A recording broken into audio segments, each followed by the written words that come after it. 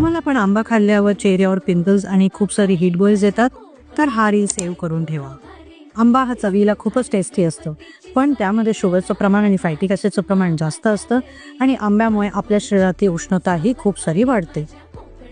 ज्यामध्ये शुगर जास्त, त्यामुळे इन्सुलिन स्पाईक जास्त, तर ट्रायग्लिसराईड जास्त वाढतात. ट्रायग्लिसराईड जास्त वाढले तर आपल्या फेसवरचं ऑइल जास्त वाढतं आणि त्यामुळे तुमचे पोर्स ब्लॉक होऊन तुम्हाला खूप सारे पिंपल्स येऊ शकतात.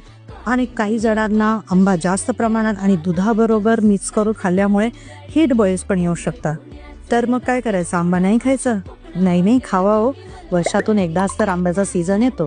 तर आंबा खाण्यापूर्वी तुम्ही तो 2 तास तरी पाण्यामध्ये बुडवून ठेवा. त्यामुळे त्याची उष्णता आणि फॅटिक ॲसिडचं प्रमाण कमी होतं आणि आंबा आणि दूध ह्यांचं जे कॉम्बिनेशन आहे ते टाळा.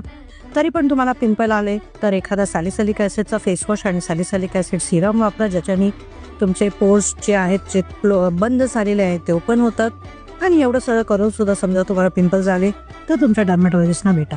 आणि हा रील तुमच्या आंबाप्रेमी मित्रमैत्रिणींना शेअर करा आणि हा आंब्याचा सीझन एन्जॉय करा.